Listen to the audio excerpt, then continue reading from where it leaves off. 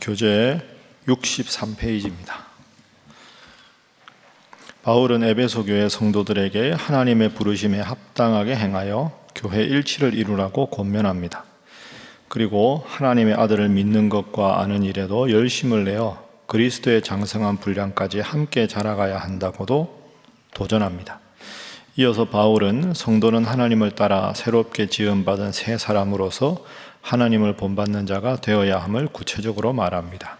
행실, 마음, 언어 사용 등에서 새 사람의 성품에 합당하게 행하고 대인관계의 잘못으로 마귀에게 틈탈 기회를 주거나 혹은 성도 마음속에 내주하시는 성령을 근심케 해서는 안 됨을 교훈하고 있습니다.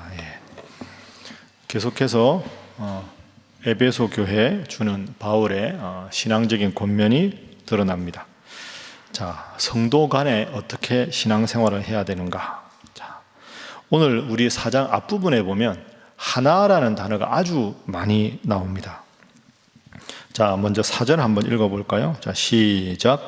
몸이 하나요 성령도 한 분이시니 이와 같이 너희가 부르심의 한 소망 안에서 부르심을 받았느니라. 아멘. 하나가 많이 나오죠. 5절에도 하나가 계속 나오고 6절에도 하나님이 한 분이다. 그러니까 이제 에베소서의 주제는 여러 가지 중에 제일 중요한 게 교회라고 말씀드렸습니다. 교회가 하나가 돼야 된다. 이제 이런 뜻이 되는 거죠. 그래서 첫 번째 오늘 기도 제목은 온 교회가 하나 되게 하소서 하는 것이 기도 제목입니다. 3절에도 성령이 하나 되게 하신 것을 힘써 지키라. 그 당시는 더 어려웠습니다. 에베소만 해도 큰 도시니까 유대인도 있고 이방인도 있고, 지난 주일에 제가 여러분 로마서 16장으로 설교했지만 로마 교회도 한번 생각해 보십시오. 유대인도 있고 이방인도 있고 헬라인도 있고 노예도 있고 귀족도 있고 중산층도 있고 남성도 있고 여성도 있고, 그렇게 다양한 사람들이 교회를 모였는데도 교회가 하나 되었다. 그 로마 교회를 방문하지 않은 바울을 위해서 헌신을 다한 교인들, 그 교인들이 바로 로마 교인들이다. 오늘 본문 말씀도 다 교회가 하나가 되라. 이걸 역설적으로 말하면 교회가 어떻게 되기 쉽다는 겁니까? 분열되기 쉽다. 마음이 나누어지기 쉽다.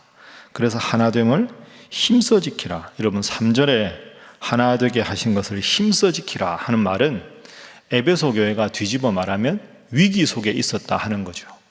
한 마음이 되기가 그만큼 힘들다 하는 겁니다.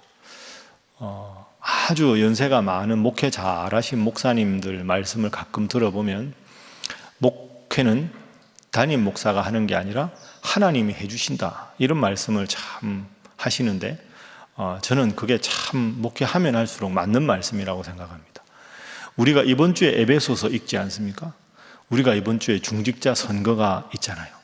그러면 선거라는 것이 교회에 좋은 일이긴 한데 이게 참 투표라는 방법을 쓰기 때문에 이런저런 말이 생기고 또 마음이 불편해질 수도 있고, 왜 이 일을 이렇게 할까? 다른 생각을 가진 분도 많고, 꼭 누구는 돼야 되고 누구는 안 돼야 되고 이런저런 말들이 있고, 그러다 보니까 불평하는 말도 생기고 마음이 불편한 분도 생기고, 또 시험에 들어서 또 이제 나는 온라인으로만 예배를 드리겠다는 분도 생기고, 뭐 이런저런 분들이 많이 생깁니다. 여러분들도 인간적으로 보면 그런 마음이 생기실 수가 있습니다.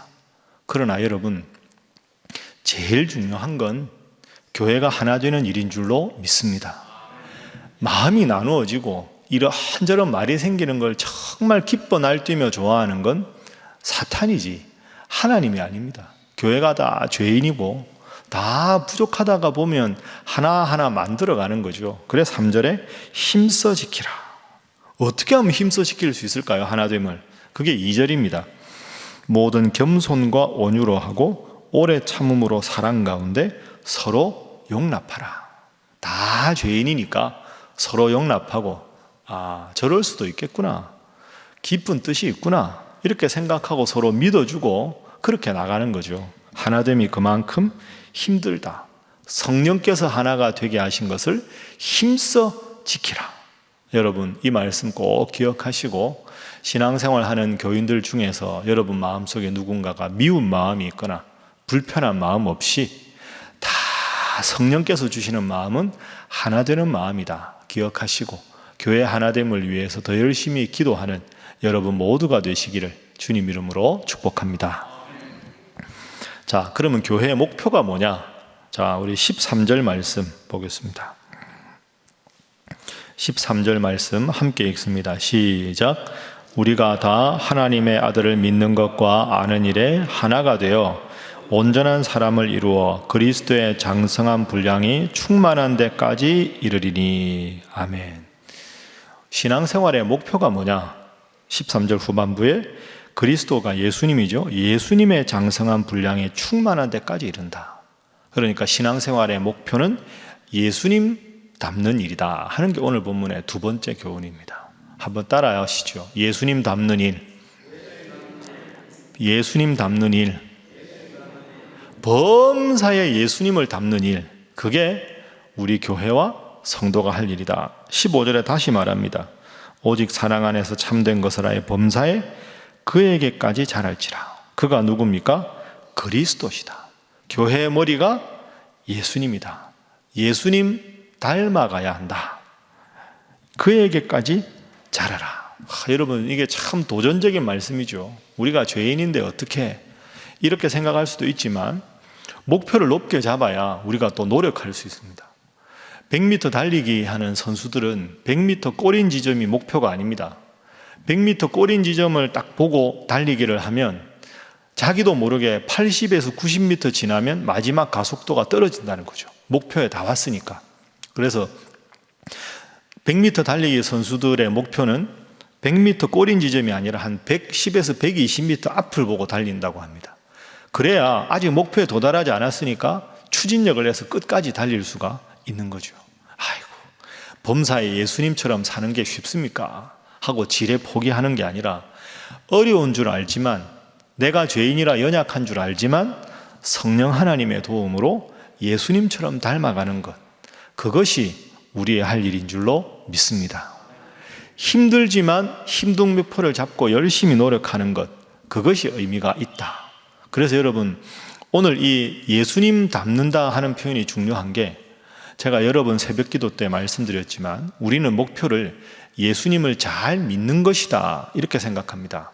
그 2단계라니까요. 그게 3단계가 아닙니다. 1단계는 믿음 생활의 초보 단계, 교회에 대해서, 믿음에 대해서 하나하나 알아가서 세례도 받고 직분도 받고, 이게 첫 번째 단계입니다. 예수님에 대해서 아는 것. 두 번째는 예수님을 믿는 것. 세 번째가 예수님을 완전히 닮는 것. 범사에 그에게까지 자란다. 나를 통해 예수님이 온전히 드러나는 것. 이게 3단계입니다. 예수님을 믿는 것과 예수님과 같이 되는 것의 차이가 뭘까요? 예수님을 믿는 것은 믿는 내가 따로 있고 믿음의 대상인 예수님이 따로 있는 겁니다. 그럼 이게 다를 수밖에 없죠. 오늘 본문에 말하는 단계는 주님이 내 안에, 내가 주님 안에 있는 단계. 이게 바울이 갈라디아서 2장 20절에 말한 대로 내가 그리스도와 함께 십자가에 못 박혔다. 이제는 내가 사는 게 아니라 내 안에 그리스도께서 사시는 것이다. 그러니까 2단계는 예수님 따로, 나 따로.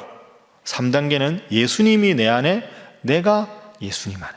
그럼 내가 말하는 게 내 입을 통해서 나가지만 예수님께서 원하시는 말씀을 하고, 내가 생각하는 게 나의 생각인 것처럼 보이지만 주님께서 내 생각을 심어주신 것을 생각하고 주님께서 원하시는 것을 행하고, 이렇게 점점 주님을 닮아가는 삶을 우리는 성화, 거룩하게 변화된다 이렇게 생각합니다.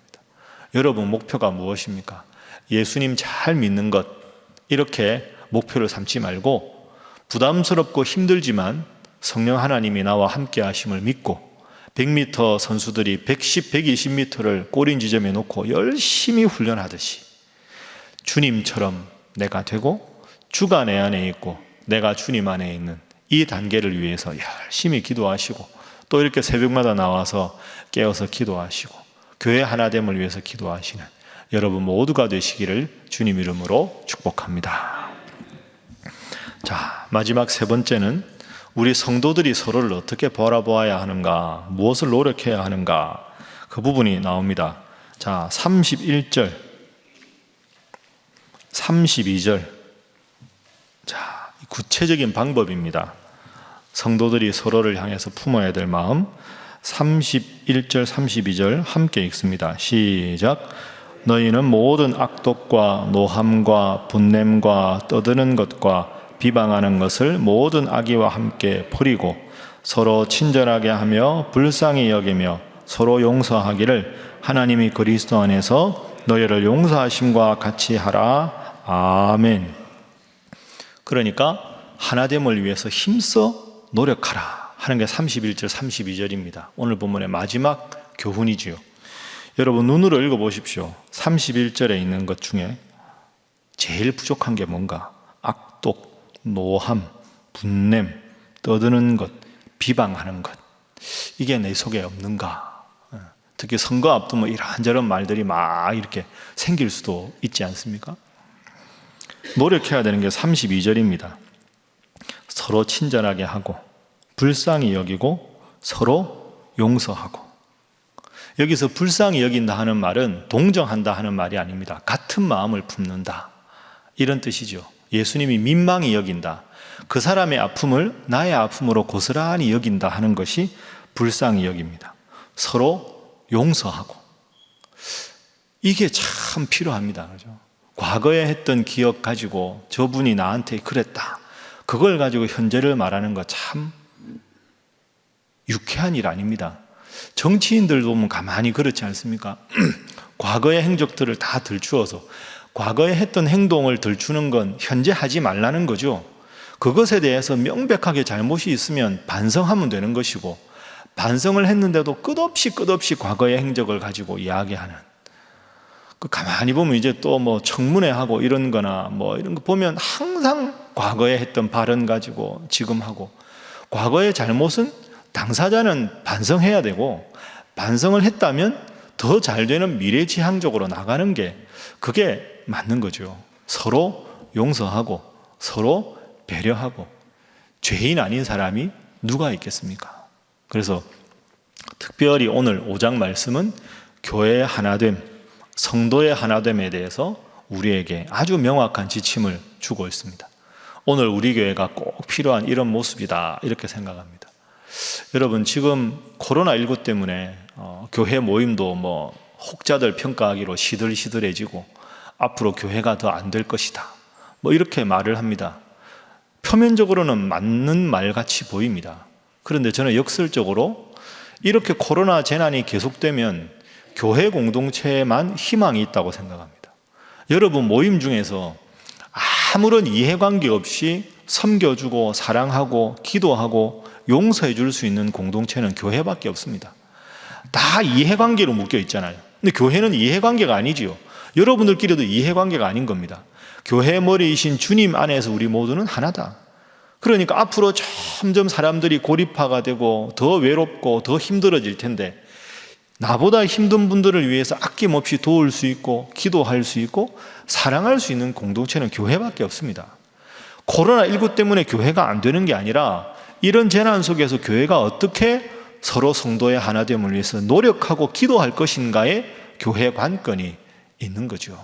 그래서 오늘 새벽에도 여러분 위해서 기도하시고, 선거를 통해서 온전히 교회가 한 마음 될 수 있도록 기도하시고, 혹시라도 여러분 마음속에 기도가 필요한 분, 정말로 여러분의 사랑이 필요한 분 있으면 기도하셔서 오늘 본문 말씀으로 하루를 살아가되 주님 주신 평안의 마음으로 하나됨을 힘써 지켜가는 우리 사랑하는 신일의 모든 성도들이 되시기를 주님 이름으로 축복합니다. 기도하겠습니다. 하나님, 성령 안에서 오직 우리 신일교회가 하나 되게 하시고, 저의 신앙의 목표를 주님 잘 믿는 것에서 더 나아가서 주 안에 내가 있고 내가 주님 안에 있는 단계를 목표로 두고 성령 안에서 기도하는 저희들 되게 하여 주옵소서. 하나님, 서로 사랑하게 하시고 서로 용서하게 하시고 서로 배려하는 우리 교회 되게 하시고 우리 가족들 되게 하시고 우리 직장의 동료들 되게 하여 주옵소서. 위에서 여러분 기도하시고, 특별히 여러분 구역이나 남녀 선교회 지금 이 재난 속에서 아프신 분들, 마음이 힘드신 분들, 경제적으로 너무 힘드신 분들, 여러분 기도가 필요한 분들 기억하면서, 또한 어려움 속에 국론이 분열되어 있는 이 나라 이 민족을 위해서 다 함께 주님 앞에 기도하겠습니다. 주여 믿습니다. 주여 믿습니다. 주여 믿습니다.